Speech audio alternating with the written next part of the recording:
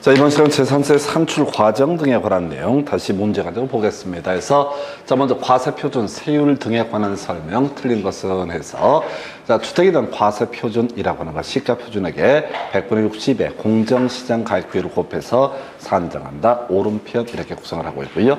주택이 아닌 건축물은 C7에 해당이 돼서 시가 표준을 곱하기 70%라고 하는 공정시장 가액비율을 곱해서 산정한다.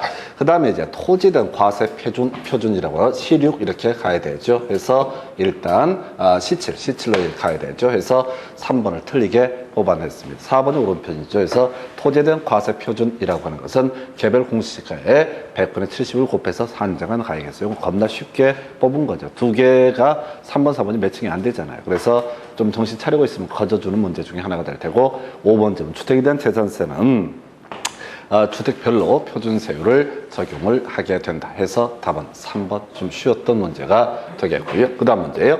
자, 검토하게 되면은 자, 지방세법상 재산세 과세 대상에 대한 표준세율을 적용 등에 관한 설명 틀린 것은 해서 1번 납세 의무자가 해당 지자체 관할구역 안에 소유하고 있는 종합합산 과세 대상 토지 가액을 모두 합한 금액을 과세 표준으로 해서 해당 세율을 적용을 한다 해서 합산이니까 오른편. 자, 2번 납세 의무자가 해당 지자체 관할구역 안에 소유하고 있는 별도 합산 과세 대상 토지의 가액을 모두 합한 금액을 과세 표준으로 해서 바로 별도 합산 과세 대상의 세율을 적용한다. 1번, 2번은 이제 깔아주는 지문이고요. 분리 과세 대상이 되는 해당 경우 해당 토지의 가액을 과세 표준으로 해서 분리 대상 과세 세율을 적용을 하게 된다. 여기까지 이제 깔아주는 지문이고요. 아무래도 주택 얘기가 핵심 이슈가 되겠죠. 그래서 납세 의무자가 해당 지자체 관할구역 안에 두 개 이상의 주택을 소유하고 있을 때 그 주택의 가액을 모두 합한 금액을 과세 표준으로 해서 세율을 적용한다 해서 주택은 주택별로 해당 세율을 적용을 하게 된다 해서 4번 틀리게 뽑아냈었고요. 5번 주택에 대한 토지 소유자와 건물 소유자가 다를 때 일단은 그 주택의 토지와 건물의 가액을 합산해서 하나로 주택으로 봐서 여기다 세율을 적용한다 해서 뭐 큰 이슈는 되지 않아요. 그래서 주택이라는 것이 하나의 이슈 되겠습니다. 그래서 답은 4번이고요. 그 다음 문제 세율 문제가 되나요? 해서 자, 지방세법상 가장 높은 재산세 표준세율이 적용되는 것은 이렇게 돼 있죠. 그래서 자, 가장 높은 게 세율이 뭐가 되죠? 4% 장장 시리즈로 가는 거죠. 그래서 답은 1번 골프 장용 토지라고 하는 거. 여기 부속 토지 이런 거 나와 있죠. 이건 이제 종합합산으로 봐야 될 테고, 그다음에 고급주택이라고 하는 거. 주택이 일종입니다. 그냥 주택이 일종이다 보니까 0.1에서 0.4% 세율을 적용을 하게 된다. 별도 합산 과세 대상 토지 0.2에서 0.5가 될 테고 종합합산은 0.1에서 0.5가 되게 된다. 이런 식의 구조에서 이건 뭐 무조건 높은 세율은 4% 세율을 가지고 문제 구성을 할 테고 가장 낮은 세율은 0.07%의 세율 농지, 임야, 목장용지 이렇게 문제 구성하게 됩니다. 그래서 답은요 1번. 그 다음 문제. 자, 지방세법상 다음에 재산세 과세 표준에 적용되는 표준세율 중 가장 낮은 것은 해서 뭘 물어본 거야? 표준세율 중 낮은 것은. 지문 읽으면 안 돼. 농지, 임야, 목장, 용지. 바로 찾아야 되죠? 가장 세율이 낮은 건 뭐가 된다? 농지, 임야, 목장, 용지에서 답이 뭐가 되는 거예요? 자, 답은 3번 이렇게 뽑습니다. 이걸 읽어버리면 큰일 납니다. 과세 표준이 얼마다? 이렇게 하면 금액이 크니까 움찔하게 된다고 해서 농지, 임야, 목장용지 가장 낮은 세율, 아까 장장 이게 가장 높은 세율 이렇게 계산을 하게 될 것이고요. 그래서 이 문제 답은 3번 이렇게 갑니다. 그 다음 문제.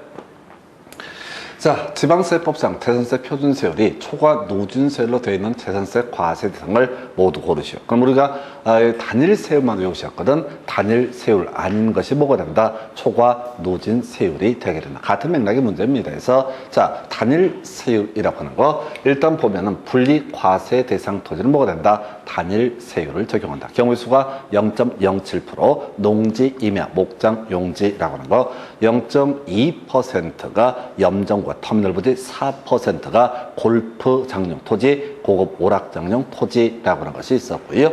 자, 그래서 지금 얘는 분리과세 대상 토지가 되게 될 것이고요. 별도 합산 과세 대상 토지는 뭐가 된다? 초과 누진세율. 종합 합산 과세 대상 토지도 뭐가 된다? 초과 누진세율. 주택도 0.1에서 0.4 등 초과 누진세율을 적용을 하게 된다. 그래서 이 문제에서는요. 자, 일단 니은은 무조건 제거를 해야 할 것이고요. 그 다음에 기억 포함돼야 될 것이고요. 기억 포함돼야 될 테고, 그 다음에 주택을 보게 되면 얘가 뭐가 된다? 별장 제외니까 초과 누진세율. 그래서 답이 몇 번? 3번 이렇게 구성을 하게 됩니다. 겁먹지 말고요. 단일 세율하고 나머지가 뭐가 된다? 초과 누진세율이라고 하는 거. 이렇게 이제 그림을 잡게 되면은 지금 디귿번을 전혀 뭔 소리인지 모르더라도 답을 골라내는데 아무런 지장이 없다 이렇게 하면 디귿이 뭔지 알려고 하시면 안 돼요. 그래서 지금 우리가 제가 아까 0.07% 농지며 목장용지, 그 다음에 0.2% 염전과 터미널 부지 4% 했던 것이 골프장용 토지, 고급 오락장용 토지, 그 다음에 골프장용 건축물, 고급 오락장용 건축물, 그 다음에 또 뭐가 있었지? 별장, 이런 것들 단일 세율 설명을 드렸습니다. 단일 세율 아닌 것들 이렇게 가는 거죠. 그래서 지금 세 문제가 사실 똑같아요. 가장 높은 세율, 낮은 세율, 그리고 단일 세율. 그럼 이제 앞으로 낼 수 있는 문제는 한 가지밖에 없어요. 세율 높은 것부터 낮은 순서로 연결하시오, 낮은 것부터 높은 순서로 연결하시오 라는 문제밖에 구성을 할 수가 없을 테고요. 자, 그거는 어떻게 가는 거냐면은 그냥 가장 높은 거, 자, 지금 4%짜리 가장 낮은 거 0.07% 이거 깔아주고 중간에 0.1에서 0.4, 0.2에서 0.5 아무거나 하나. 그래서 이렇게 가는 거지. 예를 들어서 별도 합산 과세 대상 토지라고 해서 이렇게 내지 않고 기역번에서 차고지 이렇게 써주는 거지. 그 다음에 분리 과세 대상 토지에서 이 분리 과세 대상 토지 같은 경우는 뭐, 자, 예를 들어서 농지 해서 이렇게 깔아줄 테고, 그 다음에 하나 정도 디귿번에다가 뭘 하는 거야? 자, 4%짜리 별장 이렇게 구성을 하게 되면은 기역, 니은, 디귿 가장 높은 순서에 낮은 순서, 낮은 순서에서 높은 순서로 연결하시오 라는 식의 문제를 구성해도 가장 높은 것은 별장과 같은 4%짜리가 되어야 될 테고, 그러면 가장 낮은 것은 0.07% 중에서 나와야 되고, 중간이 자 그게 별도합산 과세 대상 토지가 됐던 종합하자, 그 다음에 종합합산 과세 대상 토지가 됐던, 거기 이제 가액도 얘기를 해줄 거야. 과세 표준이 얼마다. 근데 그건 어차피 0.2에서 0.5 또는 주택 같은 경우 0.1에서 0.4 사이니까 가장 높은 것과 가장 낮은 것만 가지고 중간 얘기를 신경 쓰지 마시고 문제를 풀어 가실 수가 있다. 그래서 세율 따지는 문제. 자, 단일 세율 가지고 정확하게 캐치해 주는 게 필요하겠습니다. 그래서 세 문제 보셨고요. 자, 계속해서 이제 검토 드릴 주제, 납세 의무자라는 개념에 대해서 보겠습니다. 얘가 거의 2년에 한 문제꼴로 출제가 되는 그런 주제이죠. 그래서 자, 납세 의무자. 자, 일단 우리가 재산세 납세 의무라고 하는 것은 매년 6월 1일 과세 기준을 현재 그 부동산을 소유하고 있는 사람, 이 사람이 뭐가 된다? 납세 의무자가 되게 된다. 이렇게 일단 그림을 끊어 가셔야 됩니다. 자, 그래서 자, 일단은 자, 공유라고 하는 개념이 있죠. 그래서 공유에 있어서는 지분권자가 다 납세 의무자가 되게 된다. 그래서 자, 우리 한번 기억해 볼까요? 공유, 공동 소유에 주로 이슈 삼는 것이 공유라는 개념과 합유라는 개념이 있게 되죠. 그래서 공유라고 하는 것은 지분권이 등기부에 표시되어 있는 공동소유 관계를 공유라고 부르게 될 테고, 지분이 표시되지 아니한 공동소유를 가리켜서 합유라고 부르게 된다. 그래서 공유에 있어서는 각 지분권자가 납세 의무자. 근데 이제 괄호 열고, 자, 지분의 표시가 없는 경우 지분 균등한 것으로 본다 이렇게 되어 있잖아요. 이거 뭐냐면 의미상 합유를 얘기하는 거야. 그런데 얘들이 공유 재산 중에서 이게 이제 법조문상 매칭이 안 되는 거, 앞뒤가 안 맞는 얘기가 이런 경우인데 이건 답 안 되고요. 신탁재산 중요 쟁점이죠. 부동산 학개론 공부할 때 신탁과 위탁 또는 신탁과 수탁 방식의 비교. 형식적으로 소유권이 이전되는 것을 신탁, 형식적으로 소유권이 이전되지 않고 개발업자에게 일정한 수수료 등을 지급하는 방식을 위탁 방식이다. 이렇게 전제를 해야 될 것이고요. 그래서 지금 지금 이제 신탁재산에 있어서는 지금 수탁자 이름으로 등기가 돼 있거든요. 그래서 수탁자가 납세 의무자. 여기 겁나 중요한 주제. 수탁자가 어떻다? 납세 의무자라고 하는 거 중요 쟁점이 되겠고요. 그 다음에 이제 암기하실 공식 알공확사라고 하는 것을 이제 검토해 봐야 되죠. 그래서 알 수 없을 때 공부상 소유자. 그 다음 비교할 것이 확인할 수 없을 때 그 사용자가 납세 의무자가 되게 된다. 그래서 요거는 이제 의미 새기면 헷갈리고요. 그냥 머리 글자 따서 알공확사 해서 가볼까요? 매매 등의 사유로 인해서 소유권이 변동이 됐는데 신고를 하지 않아서 사실상의 소유자를 알 수 없는 때 매매가 갑소유의 부동산이 을이라는 사람에게 넘어가 있는 상태입니다. 매매에 따라서 등기만 안 된 상태야. 등기가 안 됐다. 그러면 이제 을은 취득세, 납세 의무, 사실상 취득하면 취득세, 납세 의무가 성립하게 될 것이고요. 자, 그런데 자 6월 1일 현재 등기가 넘어가지 않았으면 알 수 없으니까 과세 관청에서는 등기가 안 돼 있으니까 알 수 없으니까 이때는 매도인, 즉 공부상 소유자가 어떻다? 납세 의무자가 되게 된다. 이렇게 얘기를 하죠. 해서 그 정도. 자, 사실상의 종중재산, 총유라는 개념이 되게 되는 거죠. 근데 이제 종중의 재산이라고 하는 것을 종원 또는 이제 종손 이름으로 등기를 해놨을 때 알 수 없는 케이스죠. 그때는 그 종손이 납세 의무자가 되게 된다. 해서 큰 의미 없어요. 지문 읽다 보면 대충 때려잡을 수 있는 것이 바로 자, 사실상의 종중재산이라고 하는 거 특별한 문제 안 되겠고요. 자, 그 다음에 주된 상속자, 상속으로 개시된 상속이 개시된 재산 중에서 상속 등기가 이행되지 아니하고 사실상의 소유자를 신고하지 아니했을 때 바로 주된 상속자가 납세 의무자라고 이렇게 보게 됩니다. 그래서 주된 상속자가 뭐냐? 지분이 가장 큰 사람이 주된 상속자. 같은 사람이면은 자 지분이 큰 사람이 2명이다라고 하게 되면은 이때는 자 연장자가 주된 상속자가 되게 된다라고 하는 거. 이렇게 가져 좀 어려운 게 상속액이 길어서 실수하기 좋은 게 상속액이 되겠습니다. 그래서 알공확사 중요했었고 상속도 포인트. 요즘에 좀 적게 나오는 게 매수계약자라고 하는 것이 있습니다. 그래서 국가지자체와 재산세 과세 대상 재산을 연부로 매매계약을 체결하고 그 사용권을 무상으로 받은 경우라고 나와 있죠. 앞에서 그런 거 있었죠. 유약공제 전대중이라고 하는 거. 그중에 약정에 관한 부분이 되게 됩니다. 약정에 관한 부분. 즉 매매계약, 연부로, 연할부로 매매계약을 체결했는데 아직 전부를 대금을 납입하지 않아서 등기를 안 해준 상태. 근데 사용권을 가지고 있으면 그 사람이 어떻다? 바로 재산세 납세 의무자가 되게 된다라는 의미가 되게 될 것이고요. 앞에서 유약공제 전대중이라고 해서 약정에 관한 부분이죠. 그래서 유약공제 전대중, 유약공제 전대중 중에서 약정에 관한 주제, 약정에 관한 주제 이게 바로 여기서 쓰이는 거. 거의 같은 맥락이 자 국가지자체가 선수금 받아서 조성하는 매매용 토지로서 사실상 조성이 완료된 토지의 사용권을 무상으로 받았다라고 해서 이 선수금 얘기는 도시개발법한테 간단하게 얘기하고 날려버리는데 이런 식입니다. 도시개발 사업을 진행하는 과정에서 사업 시행자가 바로 돈이 필요해서 앞으로 땅을 분양받겠다는 사람한테 돈을 땡겨받습니다. 이걸 우리가 선수금이라고 부르게 됩니다.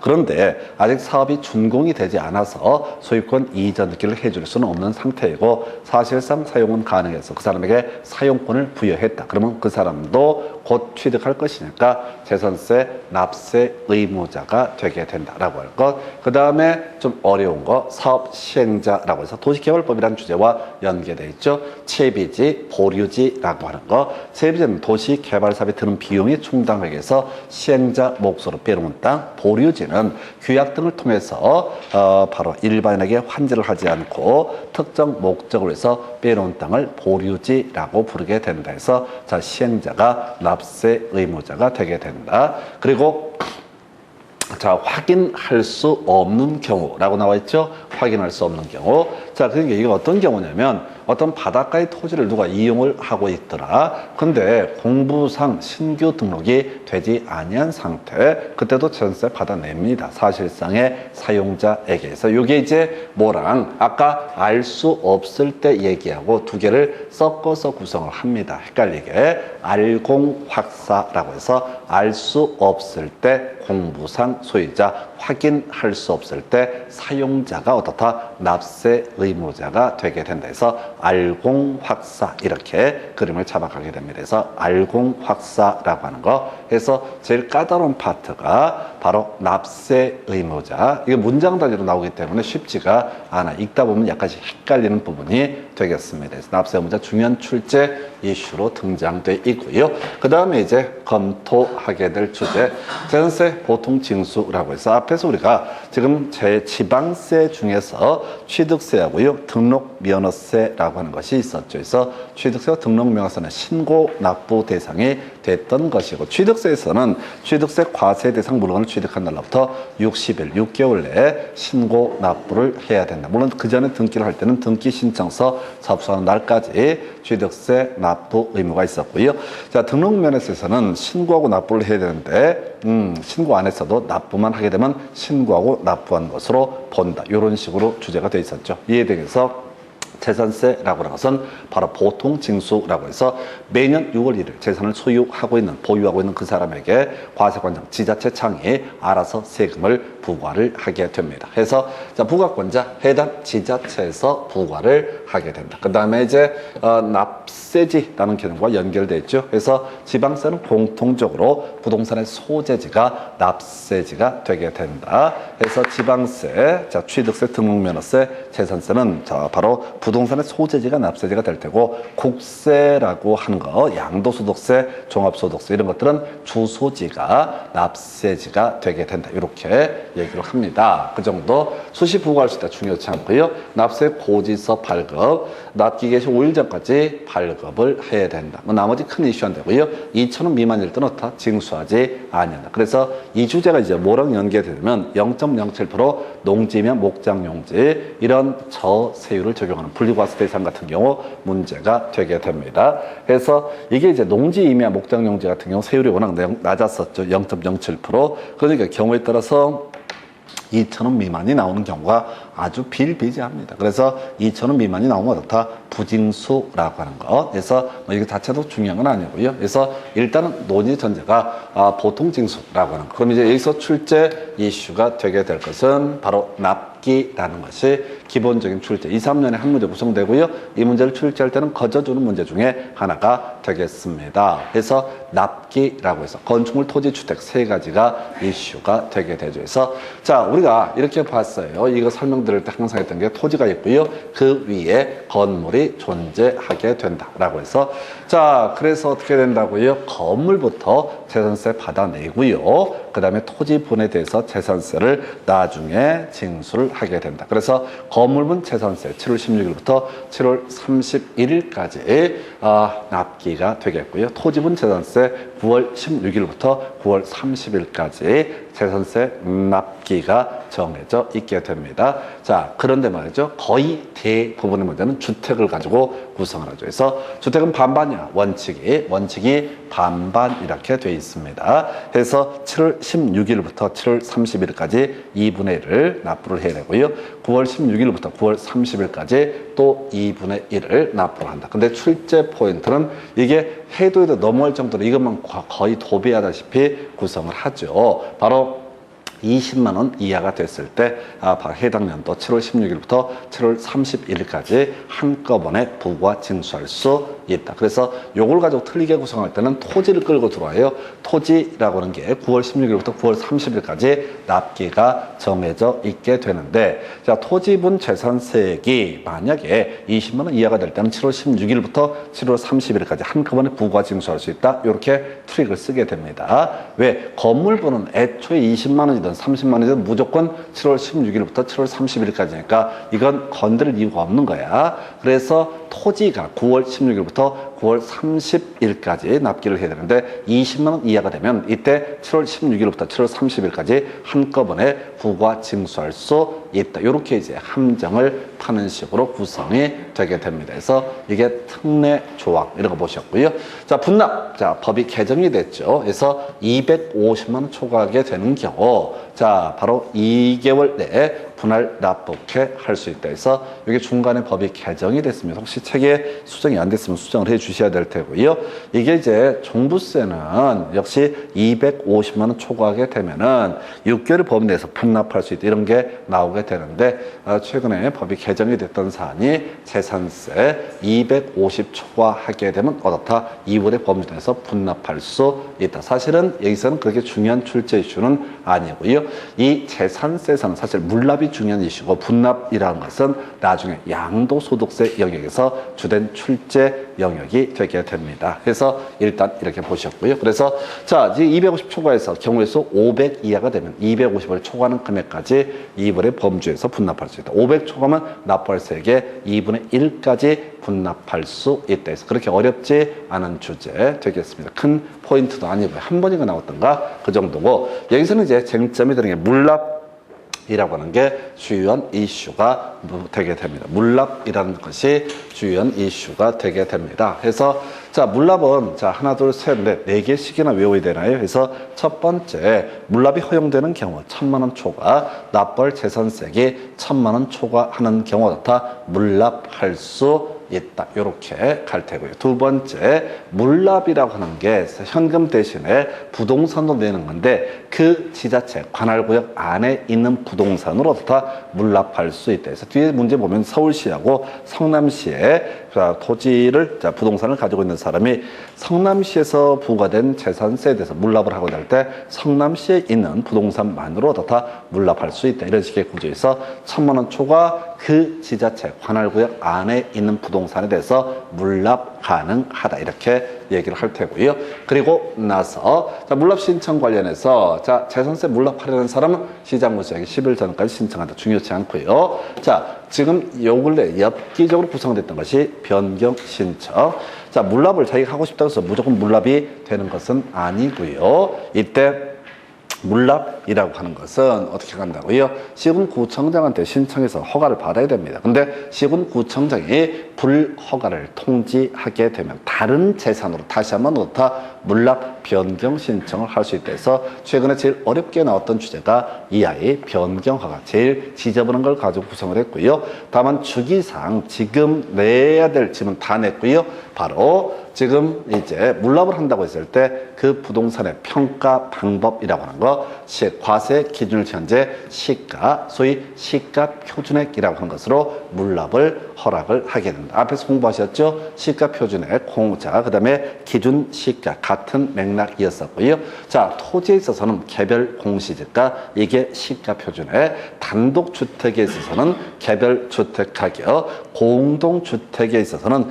공동주택 가격이라고 하는 거 이런 게 있었고요. 그 다음에 이슈 삼아야 되는 것이 건물 같은 경우 지자체장이 결정 고시한 가격인데 거의 이슈가 되지 않죠. 그다음에 지금 앞에서 이제 그 시칠 시루객이랑 같이 연계해서 기억하셔야 시가 표준액이라고 하는 거에서 전세 과세 표준 토지 건물에 있어서는 시가 표준을 곱하기 70% 이에 등해서 지금 뭐였지? 지금 여기서 나오는 거 시가 표준액에서 물납을 허가하는 부동산의 가액자 과세 기준을 현재 6월 1일 현재 시가 표준액 공시지가를 기준으로 해서 토지라고 한다면 시가 표준액을 기준으로 해서 소위 평가를 한다 해서 다 나와서 1,000만 원 초과 이미 중요 쟁점이고요. 그 지자체 관할구역 안에 있는 부동산만 물납이 가능하고요. 세 번째 이슈 한번 물납 신청했는데 나가리가 되면 어떻다? 변경 신청해서 변경 허가를 받을 수도 있다. 그리고 최근에 안 나왔던 주제가 바로 이 아이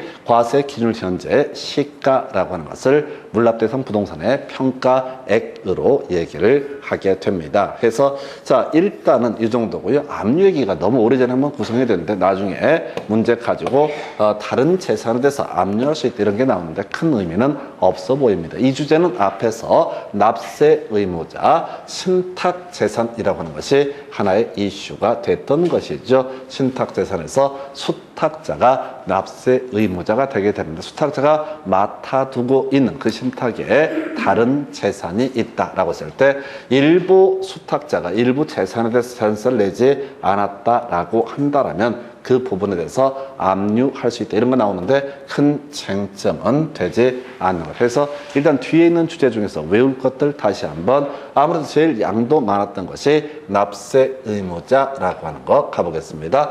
자, 수탁자, 신탁 재산은 어떻다? 수탁자가 납세 의무자. 그리고 묶어서 알공확사라고 해서 알 수 없을 때 공부상 소유자, 그 다음에 확인할 수 없을 때 사용자가 납세 의무자가 되게 된다라고 할 것. 그 다음에 상속재산은 주된 상속자, 어려웠었고요. 그 다음에 선수금이라든가 국가지자체와 연부로 매매계약을 체결했을 때 이 사용권을 무상으로 가지고 있는 사람, 이 사람이 바로 매수계약자가 납세 의무자. 그 외 채비지, 보류지라고 하는 것은 사업시행자, 도시개발 사업의 시행자가 납세 의무자가 되겠는데 제일 양도 많고 힘든 파트.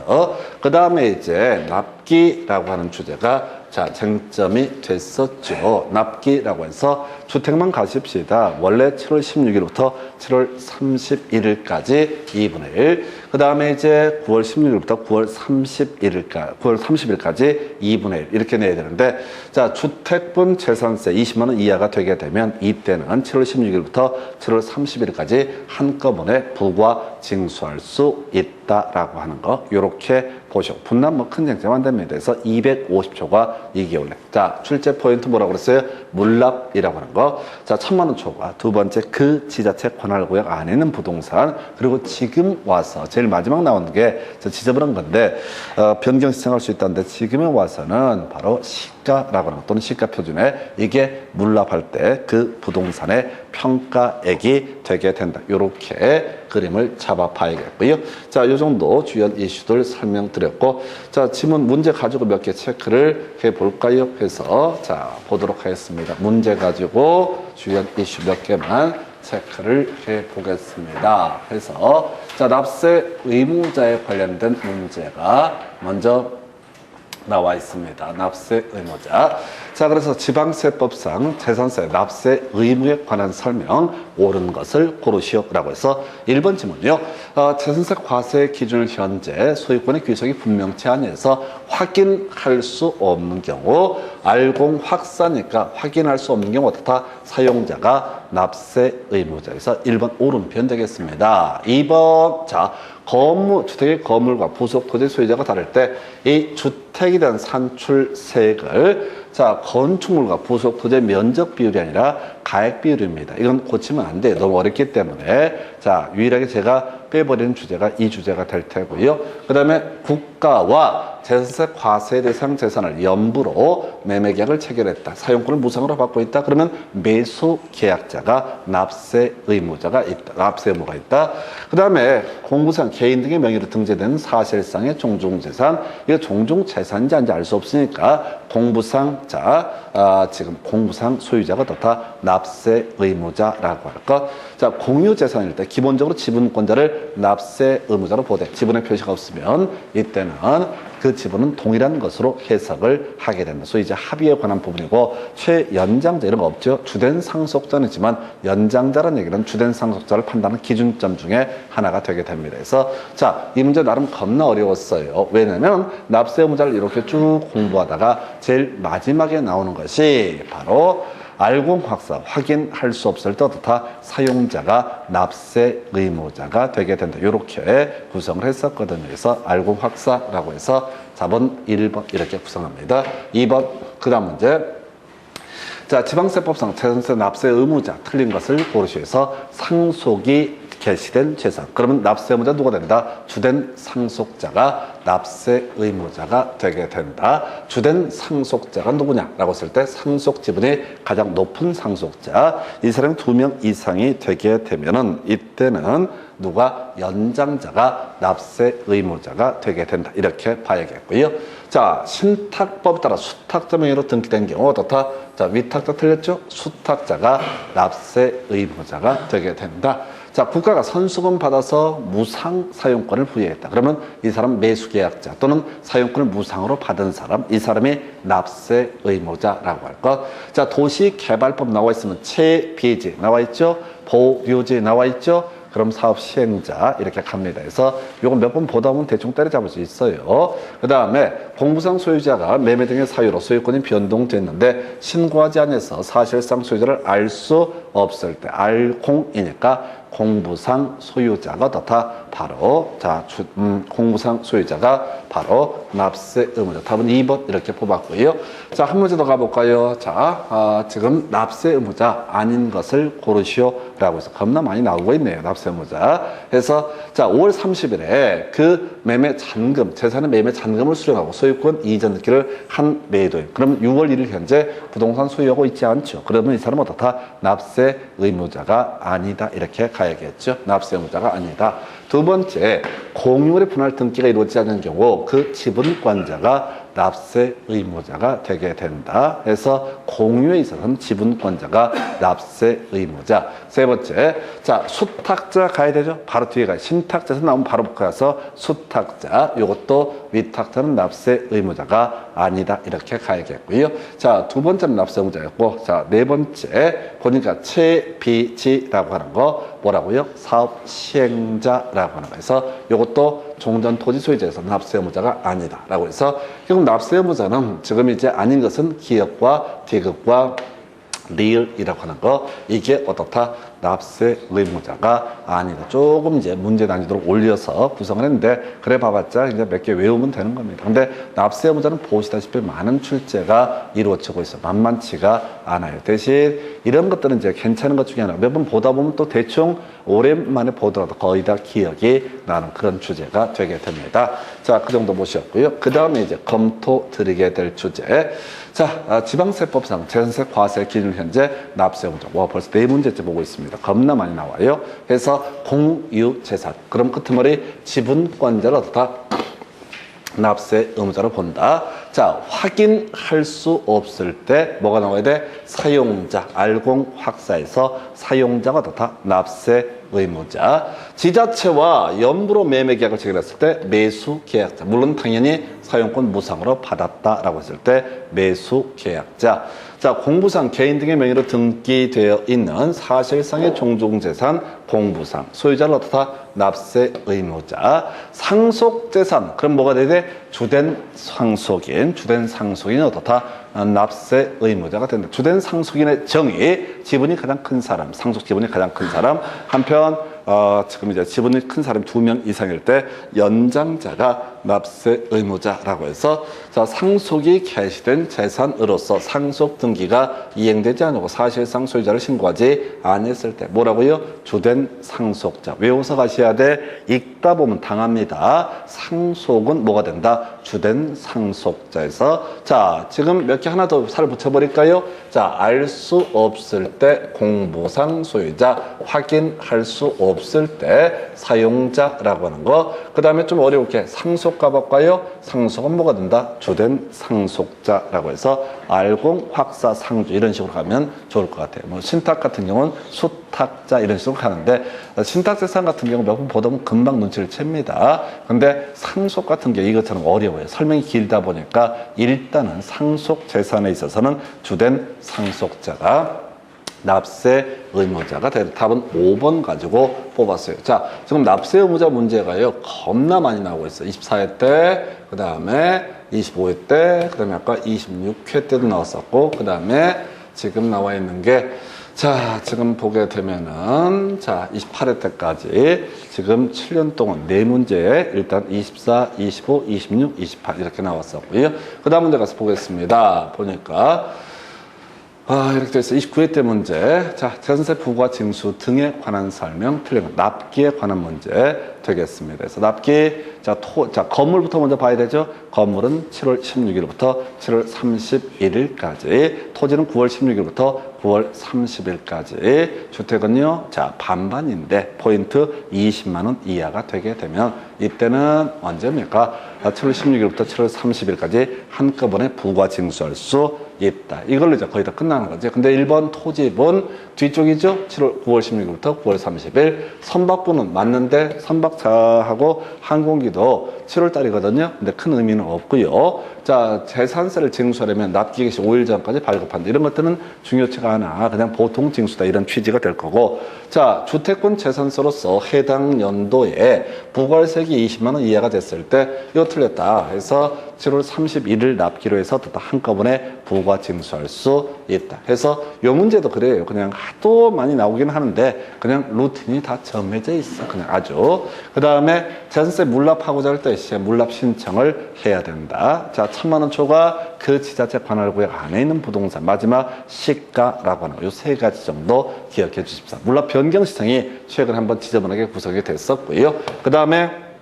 검토 드리게 될 주제.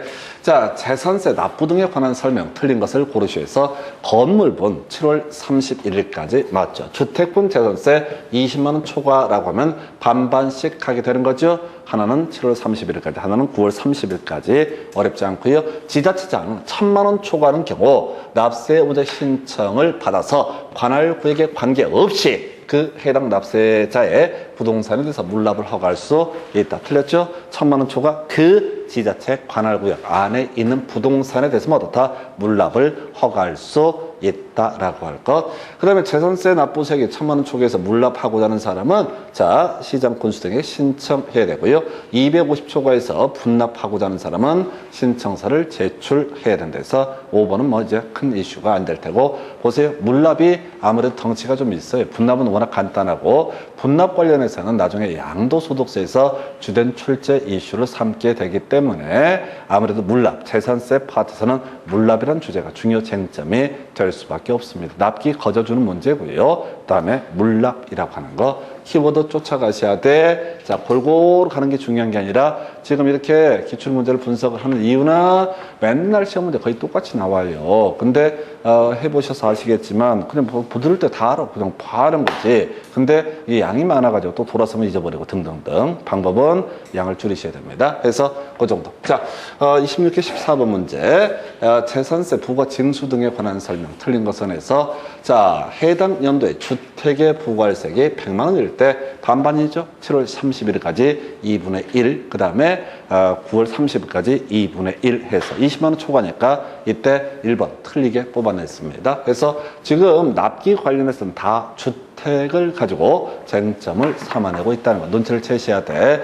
해도 넘어올 정도로. 그 다음에 가끔 장난치는 게 바로 자, 토지나 건물 갖고 흔들어둘 수 있는데 답은 대부분 주택 갖고 구성을 하게 됩니다. 그래서 1번 틀렸고요. 5일 전까지 고지서 발부, 한 장의 고지서 발급, 보통 징수. 자, 한 장당 징수할세액이 2,000원 미만일 때 해당 재산세 징수하지 아니한다. 거의 가치 없는 지문들이 되겠습니다. 그래서 답은 1번 이렇게 보셨고요. 그 다음 주제 가서 살펴보시게 되면은 자, 지방세법상 재산세에 관한 설명 옳은 것을 해서 1번 과세 기준 틀렸네요. 6월 1일이 뭐가 된다? 과세 기준일이 되게 된다. 2번 지문이요. 주택권 정기분 납부세액이 50만 원일 때 2분의 1은 7월 31일까지, 나머지는 9월 16일부터 9월 31일까지 해서 뒤쪽을 틀리게 뽑았어. 앞쪽은 함정을 파지 않아. 뒤쪽에서 함정을 파게 된다. 2번도 틀렸고요. 자, 토지분 정기분 납부세액이 19만 원일 때 7월 16일부터 7월 30일까지 틀렸죠. 토지라고 하는 것은 그냥 무조건 뒤에 있는 거니까 9월 16일부터 9월 30일까지 과세 기준을 현재 공부상 소유자가 매매 등으로 소유권이 변동됐는데 사실상의 소유자를 알 수 없는 경우 알 수 없을 때 공부상 소유자가 어떻다? 납세 의무자. 그래서 이걸 틀리게 뽑았죠. 공부상 소유자가 아닌 사용자에게 재산세 납세 의무가 있다 해서 납세 의무자로 섞어서 구성을 했어요. 그래서 알공, 확사, 상주라고 하는 거. 상속은 뭐가 된다? 주된 상속인이라고 하는 거. 그 다음에 지자체장 25만 250을 초과하는 경우 자 일부를 2개월 내에 분납해 할 수 있다. 답은 4번 이렇게 구성했는데 납세 의무자가 지금 총 5문제인가 답을 뽑았어요. 7년 동안 거의 100% 나오는 문제라고요. 그래서 아까 4문제 있었잖아요. 여기서 답을 뽑았으니까 납세 의무자 거의 도배하다시피 출제가 되고 있습니다. 그리고 납기는 항상 중심이 뭐가 돼요? 주택이라고 하는 것이 납기에서 중요한 포인트가 되게 된다. 그 정도 보셨고요. 그 다음 주제 가서 보겠습니다. 자, 보면은 물납에 관한 설명 틀린 것을 고르시오라고 해서 일단 1,000만 원 초과 그 지자체 관할구역 안에 있는 부동산이라고 하는 거 요게 포인트가 되게 될 것이고요. 그 외에 바로 자 그 가액이라고 하는 것은 그 가격이라고 하는 것은 바로 시가 또는 시가 표준액을 기준으로 하게 된다. 해서 1번 물납 신청 및 허가 요건을 충족하고 재산세 납부액이 1,000만 원 초과하면 물납이 가능하다. 나머지는 뭐 별 얘기고 1,000만 원 초과가 포인트. 2번 서울특별시 강남구와 경기도 성남시에 부동산을 소유하고 있는 자의 성남시 소재 부동산에 대해서 부과된 재산의 세 물납은 성남시 내에 소재하는 부동산만 가능한 것이다 라고 해서 오른편. 물론 나머지 일정한 요건을 충족을 해야 되는데 그 지자체 관할구역 안에 있는 부동산만으로도 다 물납을 할 수가 있다 이렇게 가는 거죠. 물납 허가를 받은 부동산을 행안부령이 정하는 바에 따라서 물납했을 때 납부기한내 납부하는 것으로 본다. 이거 이제 무슨 얘기냐면 가산금 등의 문제가 발생하지 않는다. 우리가 연체면 가산금이라는 개념이 있었죠. 근데 이제 물납하다 보니까 신청하고 자 요렇게 하다 보니까 결국 물납 허가 떨어지기까지 약간 오버하는 경우가 있다 할지라도 가산금은 문제가 되지 않는다. 그런 식의 취지. 그다음 물납하는 자가 행하부령으로 정하는 서류를 갖춰서 10일 전까지 시군구청장에게 신청해야 된다. 그래서 이렇게 신청을 했는데 10일 전까지 했는데 서류 처리 때문에 10일이 오버가 됐다 할지라도 가산금 등은 문제가 되지 않는다라는 지문이 바로 3번 지문의 의미. 4번 물납 신청 후 불허가 통지를 받은 경우 해당 시군구의 다른 부동산으로 변경 신청은 허용되지 않고 금전으로만 납부한다 해서 이게 지금 좀 특이한 것을 가지고 구성을 했습니다. 그래서 물납이라고 하는 거 변경 신청 가능하다. 근데 얘가 지금 28회 때 좀 엽기적으로 구성을 했고요. 우리가 기억하실 거 1,000만 원 초과라고 하는 것이 하나의 이슈가 됐었고 1,000만 원 초과가 하나의 쟁점이 됐었고요. 그 지자체 관할구역 안에 있는 부동산이라고 하는 것도 하나의 쟁점이 됐습니다. 그리고 지금 안 나온 것이 뭐가 있었냐면 저게 안 나왔죠. 지금 그 평가 방법 시가라고 하는 시가 표준액을 기준으로 해서 다 평가가 이루어진다. 이런 식의 취지가 되겠습니다. 그 정도 보셨고요. 그 다음에 이제 검토 드리게 될 주제. 자, 문제가 빠져 있나요? 47번이요? 그래서 옳은 것을 고르시오라고 되어 있나요? 그럼 답이 5번이네요. 제가 아까 틀린 거라고 생각하고 잘못 표시했고요. 답은 5번으로 옳은 것이니까 해서 이렇게 보셨고 자 그리고 나서 지금 이제 검토 드릴 문제 30회 때 문제 보겠습니다. 재산세에 관한 설명 옳은 것은 건축물 재산에 대한 재산세 납기. 자 이게 앞쪽이 되는 거죠. 건물부터 보이니까 7월 31일까지 이렇게 가야 되죠. 7월 16일부터 7월 31일까지 해서 1번 틀리게 뽑아냈고요. 2번 지문 재산세 과세 대상 물건이 공부상 등재 현황과 사실상의 현황이 다를 때 공부상 등재 현황에 따라서 재산세 부과한다 해서 아까 한번 설명드렸던 주제입니다. 그래서 소득세가 됐든 재산세가 됐든 기본적으로 사실상의 현황을 기준으로 해서 이 과세가 이루어지게 됩니다. 근데 이제 사실상 현황을 알 수 없다. 공무원들 어떻게 알겠어요? 그걸 어떤 지목으로 쓰이는지. 그럴 때는 공부상 지목 등을 기준으로 다 재산세를 과세를 하게 됩니다. 이게 이제 소득세 파트에서 똑같은 얘기가 출제가 된 바가 있습니다. 자, 주택에 대한 재산세는요, 납세 의무자별로 해당 지자체 관할구역 안에 있는 주택의 과세 표준을 합산해서 세율을 적용한다. 아까 나왔던 주제죠. 자, 별도 합산은 그 지자체 관할구역 안에 있는 토지의 가액을 모두 합산해서 과세 표준을 계산을 했었고요. 그 다음에 종합합산도 합쳤었고요. 분리과세라고 하는 것은 자, 토지별로 세금을 과세 표준을 정했었고, 주택도 어떻다? 주택별로 과세 표준을 정하게 된다. 그래서 절대 집 세 채 있을 때 세 채를 합쳐서 가액을 판단하는 것이 아니다라고 할 것, 이렇게 설명을 드리고요. 자, 지자체장 재산세 납부세액이 1,000만 원 초과하는 경우 납세의무자 신청을 받아서 포인트 그 지자체 관할구역 안에 있는 부동산에 대해서만 물납을 허가할 수 있다 해서 이걸 갖고 답을 구성을 했었는데, 그래서 물납도 보시다시피 주요 이슈, 아까 분납이 한번 답이 되긴 했는데 대부분의 문제는 뭐라고요? 물납 가지고 구성을 하게 됩니다. 자, 그럼 주택에 대한 재산세 과세 표준, 자, 시가 표준을 곱하기 100분의 60이 돼야 되죠. 해서 다시 자, 과세 표준 가서 취득세부터 스크린합니다. 취득세에 있어서 과세 표준 중요한 쟁점이 됐던 게 국외 판법 공검 등에 걸리게 되면 사실상 취득가격을 취득세 과세 표준으로 삼게 된다. 그때 판이보부 할비라고 하는 것은, 소위 판이보부 할비라는 것은 사실상 취득가격 범주에 포함시키지 아니한다. 등록 면허세 과세 표준 변경된 가액, 변경 후 가액이라는 것이 등록 면허세 과세 표준. 재산세 과세 표준은요, 토지 건물은 C7이었었고 주택은 C6이라고 하는 거, 이렇게 정리를 하게 됩니다. 그래서 자, 요거 틀리게 구성했고, 자, 물납 가지고 답을 구성한 사례가 되겠습니다. 그 정도고요. 자, 그리고 나서 뒤에 있는 문제 확인해 볼까요? 자, 재산세 부과 징수 등 틀린 것을 고르셔서 재산세 관할 지자체장이 세액을 산정해서 보통 징수의 방법으로 부과 징수한다. 어렵지 않은 주제, 지방세니까요.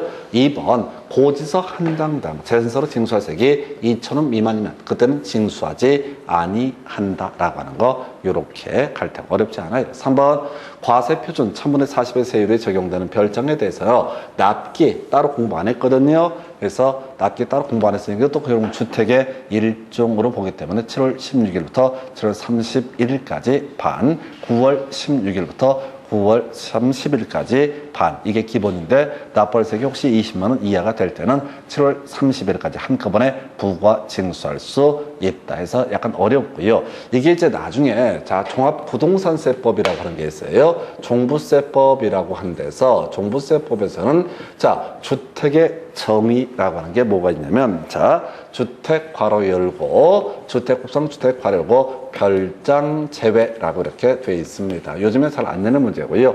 지금 우리가 공부하고 있는 재산세 관련된 지방세법에서는 주택의 정의에 따로 얘기를 안 하고 있어요. 그래서 지방세법에서는 별장도 주택의 한 종류로 해석을 하고요. 종부세법에서는 아예 주택의 정의에서 뭐는 제외한다, 별장은 제외한다라고 아예 선언을 하고 있어. 그래서 자, 지금 재산세 할 때는 일단 별장도 어떻다, 주택의 한 종류. 다만 세율에 있어서 고급 주택이라든가 이런 것들은 다 0.1에서 0.4의 세율을 적용, 초과 누진세율을 적용한 데 비해서 별장만 4%의 세율을 적용을 한다. 그것만 좀 특이한 것이었고요. 그래서 이 얘기도 옳은 표현이 되게 됩니다.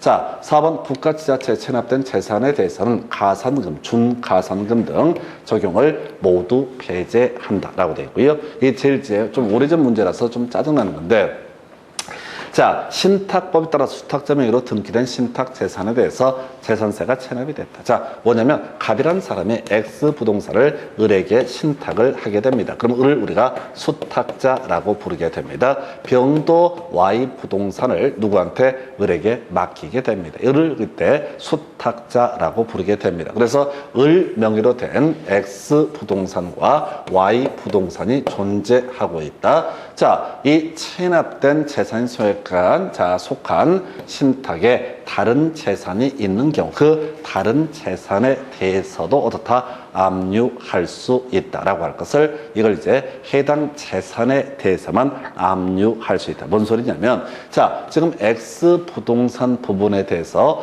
재산세 체납이 이루어졌다고. 납세 의무자 누굽니까? 수탁자가 납세 의무자입니다. 근데 어떻게 하다 보니까 Y 재산에 대해서는 어떻다? 재산세를 납부를 했다. 그래도 자, 지자체에서는 어떻게 한다고요? 다른 재산이 있을 때 X 부동산뿐만 아니라 Y 부동산까지도 어떻다? 다른 재산에 대해서도 압류할 수 있다라고 하는 거예요. 그래서 이게 아마 제일 어려운 문제가 돼. 어렵다기보다는 16년 동안 한 번 나왔던 주제예요. 그래서 압류라는 키워드, 자, 좀 어려웠었는데 다른 재산에 대해서 압류할 수 있다. 그래서 아까 납세 의무자, 신탁 재산에 있어서는 수탁자가 납세 의무자가 되게 된다. 그 얘기와 같이 연계해서 해석을 할 주제가 되겠습니다. 그래서 지금 이제 틀린 것은 5번을 가지고 자, 해당 재산에 대해서만 압류할 수 있다. 원래 법에서는 다른 재산에 대해서도 압류할 수 있다 해서 이 문제만 좀 지저분한 문제에서 우리 앞에 지금 재산세 쭉 보셨는데 제일 까다로웠던 문제가 전개 있었죠. 유약, 공제, 전대중. 이게 이제 사실 하는 데까지는 하는데 깔끔하게 정리하기는 좀 어려웠었고요. 그리고 이 문제가 좀 깔끔하지 않게 구성이 됩니다. 그럼 나머지 주제들은 아주 겁나 단순하게 딱딱 다 떨어져요. 우리가 세율을 외워야 되는 게 좀 부담스럽긴 하지만은 이거 재산세 파트는 지금 문제 쭉 보셨다시피 별로 어려울 게 없어요. 어려울 게 사실 거의 없다. 다만 실제 문제를 이제 출제를 할 때는 취득세 과세 표준하고 재산세 과세 표준을 바꿔치기 한다거나 이런 식으로 장난들을 쳐서 좀 부담스러운 게 있을 뿐이지 몇 개 외운 항목 거의 한두 문제를 제외하고는 지금 똑같은 문제용으로 구성이 되게 됩니다. 특히 뒤쪽 파트에서는 물납하고요, 납세 의무자, 납기 요 한 3개 정도를 가지고 주로 출제 포인트를 삼고 있습니다. 해서 답은 5번. 그 다음 문제. 요건 요즘에 잘 안 내는 문제 유형 같은데 가볼까요? 자, 원칙적으로 과세관청의 결정에 의해서 납세무가 확정되는 지방세를 모두 고르시오라고 해서 자, 일단은 지방세를 고르시오라고 했으니까 취득세, 등록면허세, 재산세라고 하는 것이 출발점이 돼야 되죠. 그래서 취득세, 재산세 등이 있죠. 그 다음에 이제 과세관청의 결정이라는 게 뭐라고요? 보통징수라는 개념이 되게 됩니다. 그래서 우리가 세금을 뜯어내는 방법이 신고납부라는 게 있었죠. 취득세와 등록면허세는 신고납부의 대상이 됐던 것이고 재산세, 종부세는 바로 원칙적으로 보통징수. 다만 나중에 종부세는 예외적으로 신고납부도 가능한 경우가 존재하죠. 그러니까 문제 구성할 때는 빼버리겠죠. 그래서 이것은 지방세로 한정했으니까 당연히 재산세 하나. 이게 과세관청 결정에 의해서 납세무가 확정되는 지방세 해서 답은 몇 번? 3번 이렇게 구성을 하게 됩니다. 그래서 이게 이제 우리 부동산 학개론 영역에서 요 근래 27회 30회 때 나왔던 문제 중에 그런 게 존재했었죠. 뭐가 있었냐면은 저런 게 저런 게 지금 보게 되면은 뭐가 문제가 됐냐면 보유 단계 내는 세금 총론 파트에서 그다음에 국세 해서 종부세, 보유 단계 내는 세금, 지방세에서 재산세 이런 것들도 구성이 됐습니다. 그래서 하여튼 그 정도 얘기. 자, 그래서 답은 3번이었고요. 그 다음 주제 가서 살펴보겠습니다.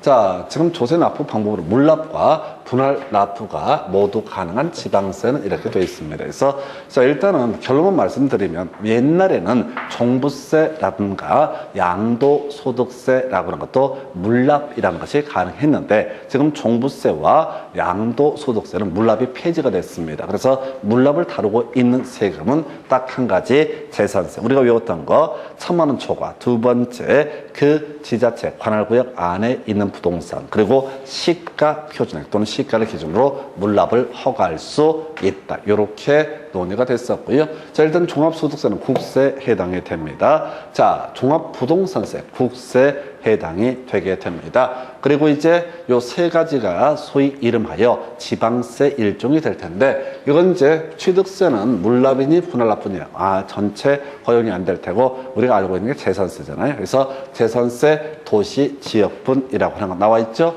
재산세 도시지역분이 뭐냐면 재산세 일종입니다. 그래서 도시지역에서는 그냥 재산세 외에 추가적 옵션으로 재산세 도시지역분이라는 세금도 추가적으로 내야 되는 경우도 존재합니다. 그럼 이제 지자체 장 양이 부과할 수 있다라고 돼 있으니까 있는 경우도 있고 아닌 경우도 있겠죠. 그래서 어찌됐든 재산세 도시지역분도 재산세 일종이다 이렇게 해석하는, 그냥 재산 쓰면 너무 쉬우니까 약간 흔들어준 케이스가 되겠고, 그래서 리을번 하나죠. 그 다음에 지역자원시설세라고 하는 건물 보유하고 있는 분이 소방차 등 땡겨다 쓰기 위해서 문제가 되는 게 지역자원시설세 라고 하는 거에서, 자, 이 문제 답은 몇 번? 리을번 이렇게 하나로 보게 됩니다. 그래서 자, 이렇게 보셨고요. 자, 그래서 오늘 재산세까지 보셨고, 다음 시간에 나머지 종합 부동산세부터 이어가겠습니다. 오늘 여기까지만 가겠습니다. 수고하셨습니다.